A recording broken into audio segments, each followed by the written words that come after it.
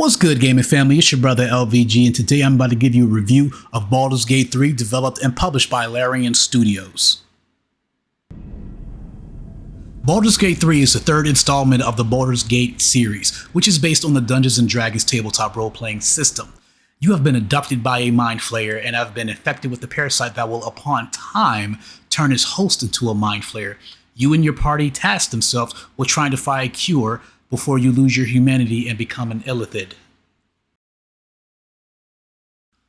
In terms of its presentation, I'm playing the PC version, which is absolutely beautiful. I currently have it capped at 60 FPS. From being on the ship with the mind flayers to being in a forest area, towns, the colors are vibrant. The locations are just absolutely beautiful. There have been a couple hot fixes since this piece's release, and graphical performance has only improved. You can either play as one of 7 characters presented as above, randomize your own character, or get lost in the multiple different features of creating your own character. You'll have 11 different race options as shown as above, as well as 16 different class types as shown as above. Depending on your class type, you will unlock different conversation events. In this example, I'm using one of the 7 characters known as Will, and since he's a warlock, he'll have better insight on things that pertain to magic. Now, when you use this class Insight, you'll be using the dice roll to determine the outcome of the conversation and situations. You can explore your surroundings by using the WASD keys to move the camera around, and then to move your characters themselves, you're going to use the left mouse button to click to the location where you want to move your party members to.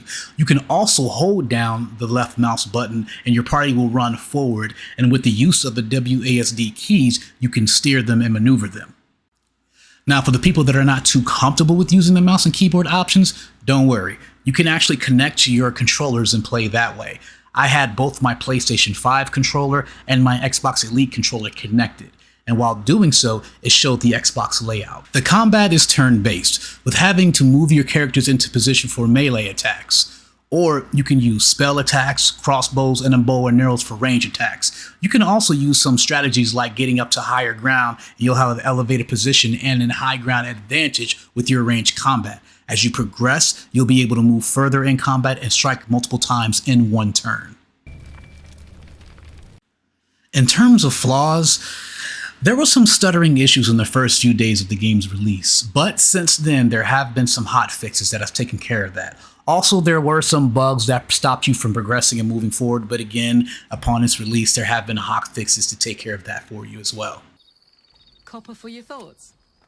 From how well the game has been received on the PC side, not even releasing on the PlayStation 5 yet, having over 800,000 players at its all-time peak, its Metacritic score of 97 and user score of 92, you will lose yourself in this game with over 75 to 100 hours of content. For that, I personally got to give it a 5 out of 5. I appreciate y'all coming through like always, man. Please don't forget to like, comment, subscribe, hit that bell notification, share this video, and come on back to the gamer section. I'm out. Peace and love. Y'all be safe out there.